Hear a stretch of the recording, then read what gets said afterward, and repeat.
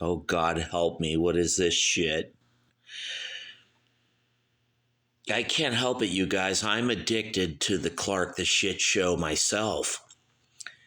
I know a lot of you out there at both of my channels that remain. You can't get enough. You got to keep coming back. It's like chocolate with cocaine in it. It's highly addictive, I admit it. The Clark the Shit Show. It's brown like chocolate, but tasty like Burger King or something, or McDonald's. Right here on the Clark the Shark talk radio experience. Way better than Rogan, you guys. After all, I mean, Rogan just learned about politics literally 2 or 3 months ago. He had no idea who to support, Kamala, Trump, or Ralph Nader. Dude, I swear to God, he fucking couldn't make up his mind. Dude, and for you guys out there who couldn't decide, really, in the election, you couldn't figure out who to vote for, Kamala or Trump. Look at your rent, you guys. Look what Democrats fucking do to you with Barack Obama and Obamacare and all the shit they do that bloats our taxes, government, high rent, high gasoline, high groceries, inflation. And you guys still can't fucking figure out who to vote for. Right here on the Sharkadoodle-Doo, the Sharkalama-Ding-Dong show. Well, let me tell you, you guys, I vote R all my life, going back to the first time I could vote.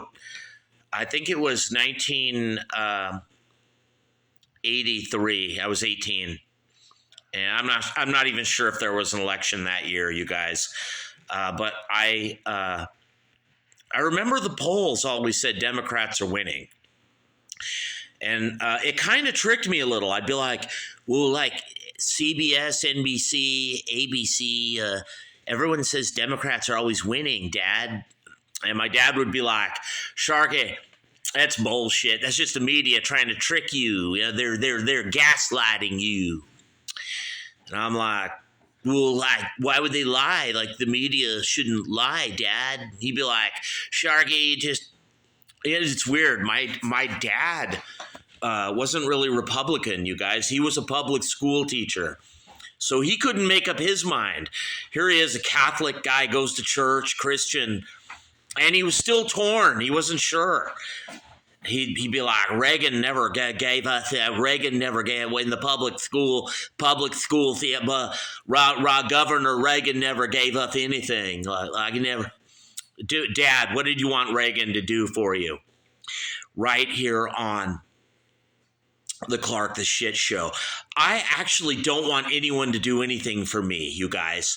I don't like being helped, or maybe now that I'm old, I do at 60. I don't know, but like the Who, Odds and Sods, these guys, this band needed help, you guys.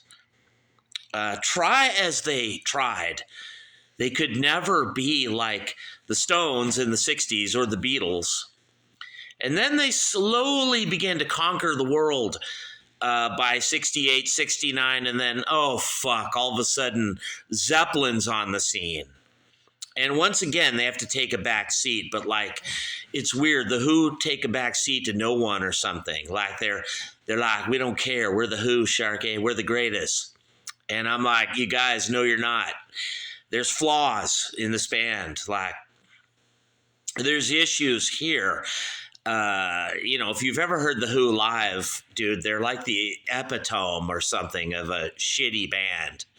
Like they can't get it in tune, or they're worse than Led Zeppelin or something, dude. That's hard to do because Jimmy Page fucking sucks, and but like. And then when they're having a good night where Keith Moon isn't drunk and everything's hitting on all cylinders, it's like they're fucking better than Rush or like Yes or Emerson, Lake and Palmer or something. They're like fucking insanely incredible. And you're like, dude, the Who, amazing, incredible.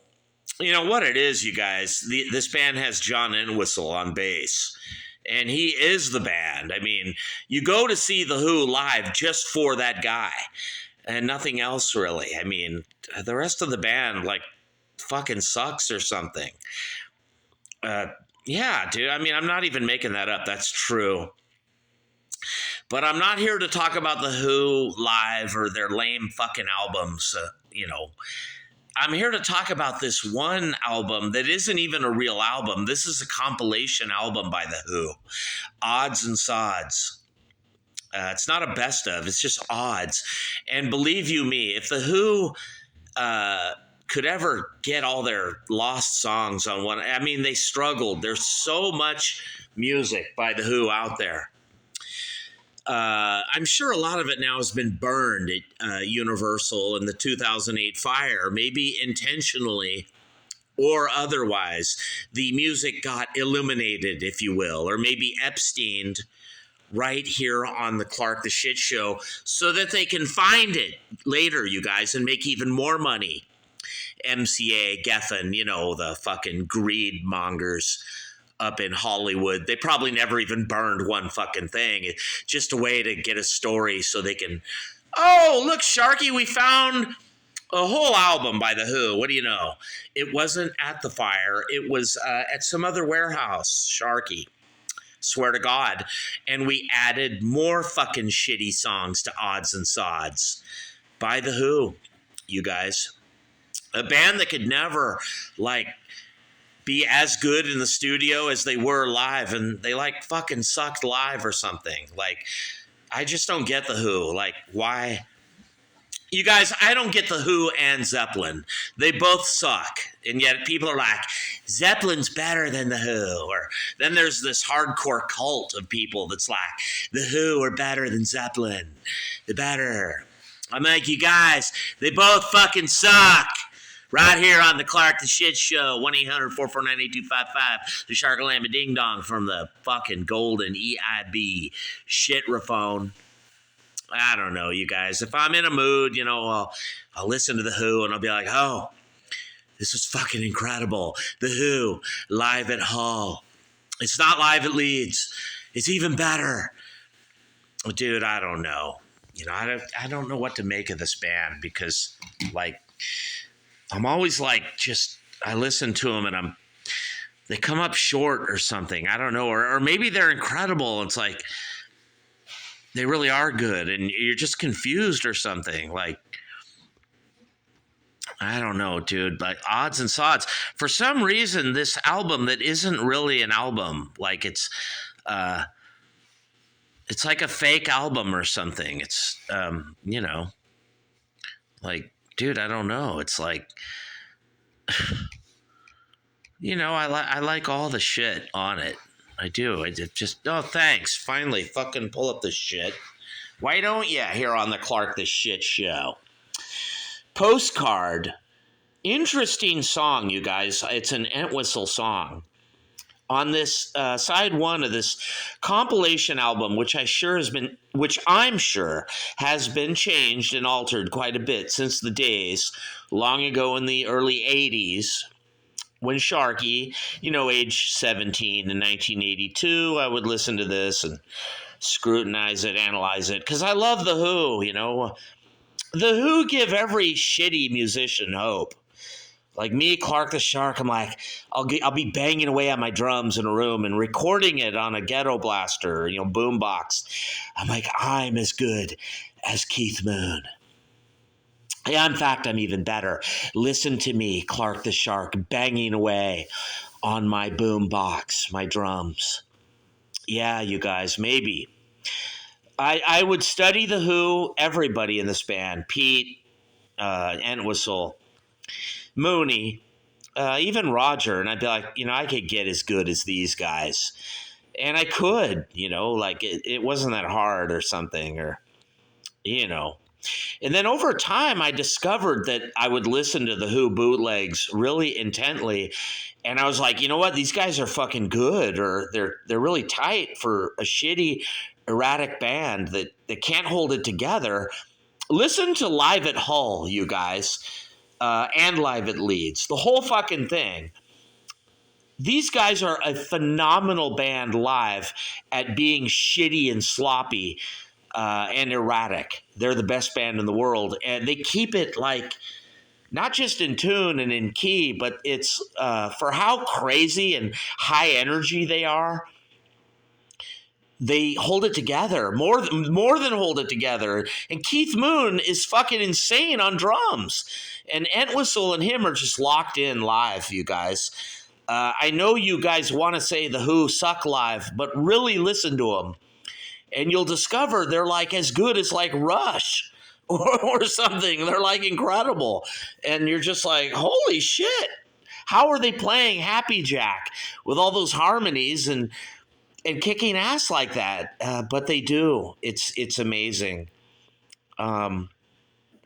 They've got this thing that's like their own genre, their own sound or something. It's all their own. And as good as Deep Purple and Zeppelin and Jethro Tull and the Beatles and Stones and everybody else is, they're not the Who or something. It's weird. But we're not talking about the Who live. I'm talking about Odds and Sods, this 1974 album that came out after Quadrophenia, that incredible studio album. This is not a official studio album. This is a compilation, kind of like, Magic Bus, 1968, The Who on tour, which wasn't live, as it tricked you or fooled you, and then Direct Hits, another Who album of, just compilation shit. And then you discover that's when the Who are at their best, when they're not doing one of their shitty fucking lame albums. And when they're just fucking around by accident, like Odds and Sods, you're like, holy shit, these guys were real good in the studio, like they were live right here on the Clark the Shit Show. Now I'm a Farmer, track 2. It's like the Who in 69. Sounds like Tommy era or something. It's really good. Keith Moon's kicking ass on it. They're all kicking ass. This song could have been on Tommy, maybe. Now I'm a Farmer. It sounds like it, but even better or something. Like you wish it was on Tommy, but it's not. And Postcard, let's go back to that and let's revisit track 1, side 1. Very interesting and unique Who song with Entwistle singing. And I don't know what album it could be or should be or would be on. It's just really unique. And you come to discover the Who are just, they are so unique. They throw curveballs, sliders, fastballs, knuckleballs at you. And they're really doing it with this compilation, confused, mixed up album. Odds and Sods, 1974. Put the Money Down, a good rockin' tune. Not Who's Next, not Quadrophenia, in between. It's definitely 1970s Who. Meat and Potatoes. I love it. It kicks ass. Put the fucking money down, motherfucker. Right here on the Clark the Shark Show. Good song. And Little Billy, back in the early days in 68 or, 67, when the Who were a little younger, a little wimpier, they weren't quite ready. And yet they still have something in the studio that's catchy pop or something, or rocking little tunes like Little Billy. It's about, a guy, a fat kid, then he lives and all the kids who think they're cool smoking die, like they really do in reality. Interesting song, definitely. It sounds like maybe could have been off the Who Sell Out or like a compilation Who Sell Out, or maybe Magic Bus, the Who on tour type of shit. Not really the early days, but the mid-period of the early days. Little Billy, good stuff.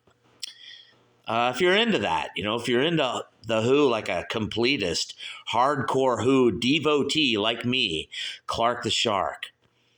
And Too Much of Anything. Once again, like Put the Money Down, a song from the 70s. It's got that Quadrophenia vibe. It does, you guys.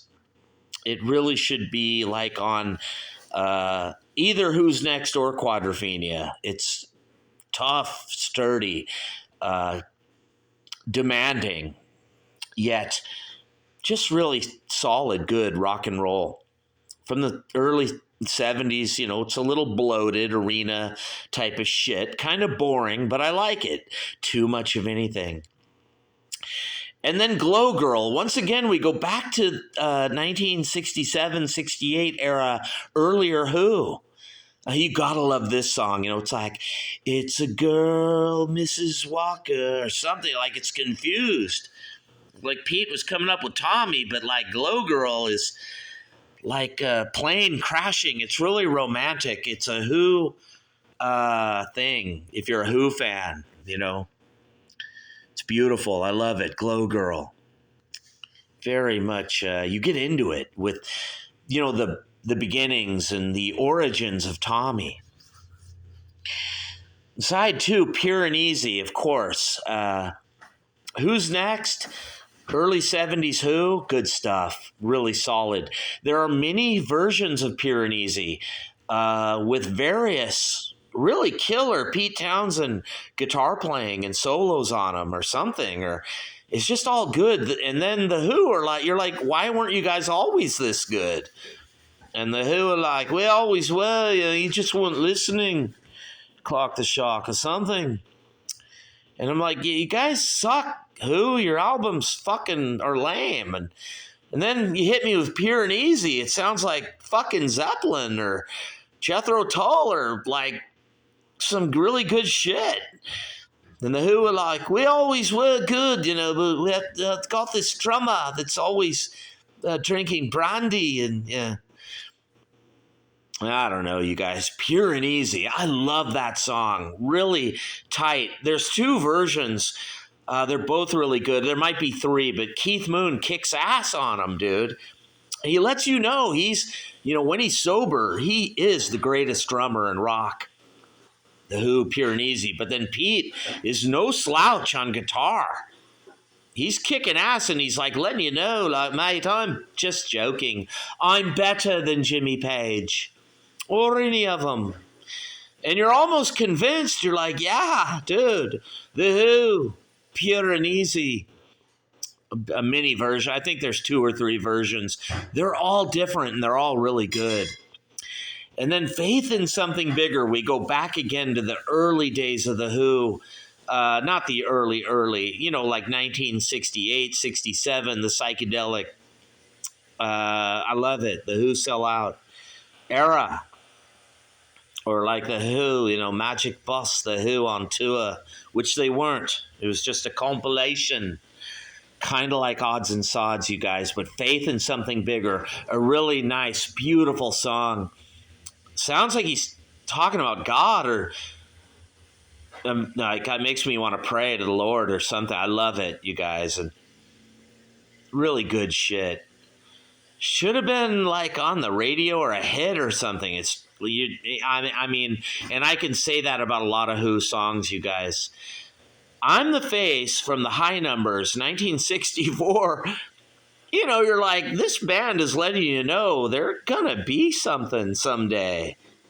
They're just fucking around. They're not even trying. I don't even think they wrote I'm the Face, but it's once again, the Who surprise you.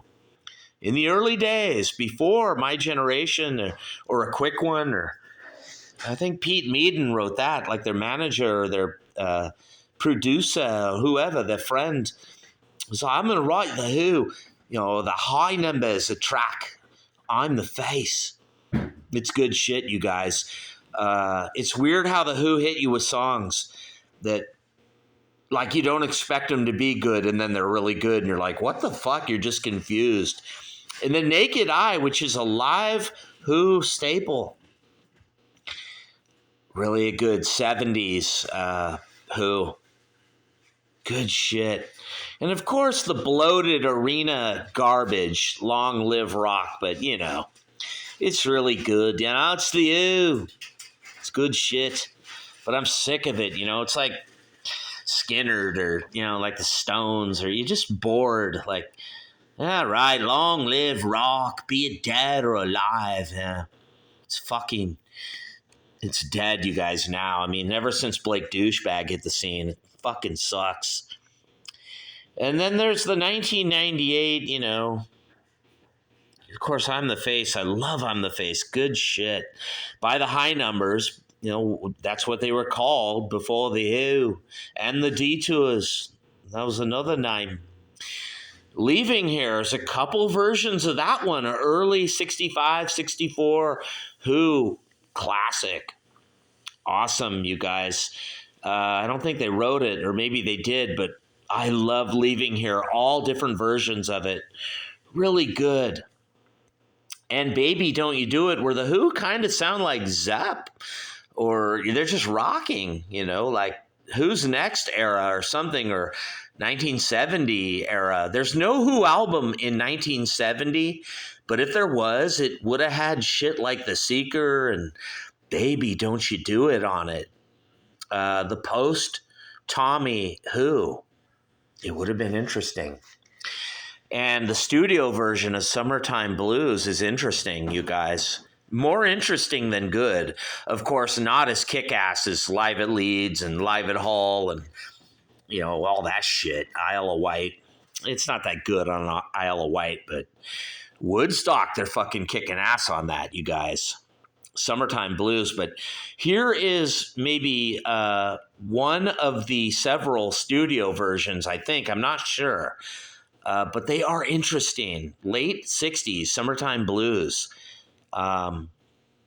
Somewhere in 68 or 67, something, where the Who were slowly changing and evolving into that band, that boring, bell-bottom, bloated fucking garbage in the 70s that we hate and love right here on the Clark the Shit Show.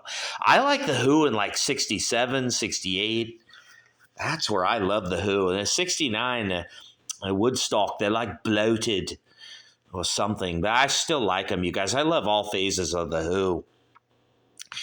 But Under My Thumb, 1967 version of the Stones, where Mick and Keith were arrested or something, and the Who were like, "Are we going to record a song while they're in jail?" I don't know if they really went to jail, you guys, but the Who recorded Under Me Thumb by the Stones.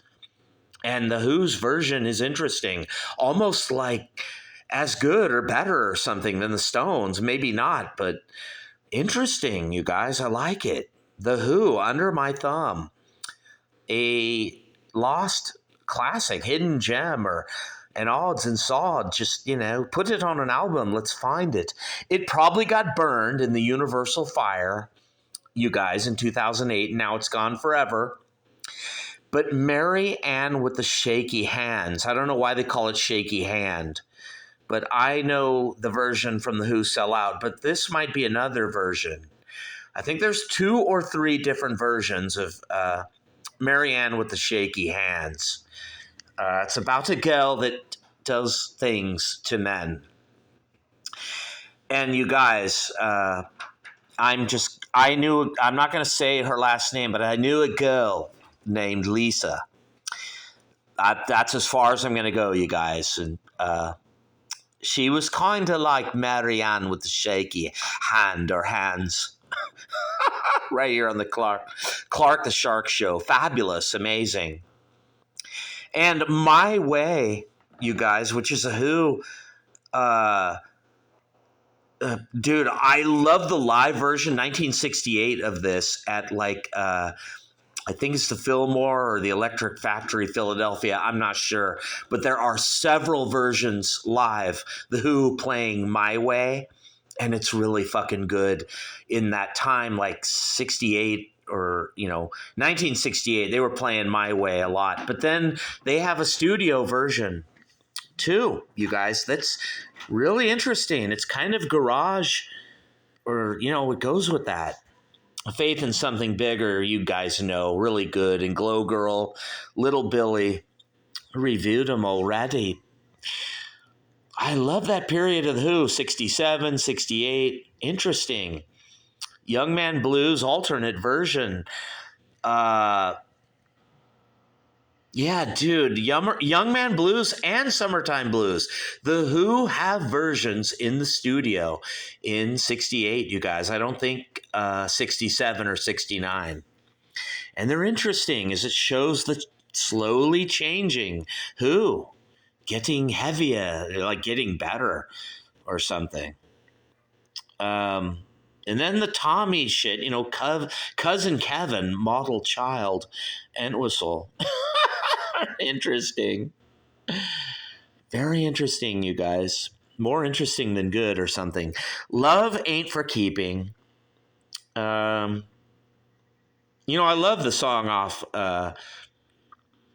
Who's Next, of course. Love Ain't for Keeping. But here's a version with Pete singing. Good shit, you guys. And Time is Passing, which is kind of a forgotten Who song, but devoted Who fans know all about it.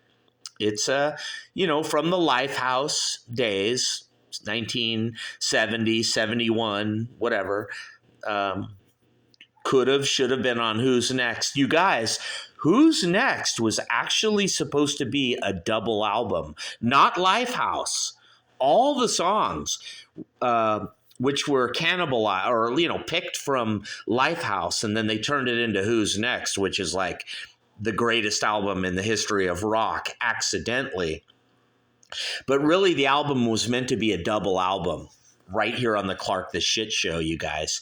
Time is Passing is one of those songs, 1971. I'm not sure if it was recorded late 1970.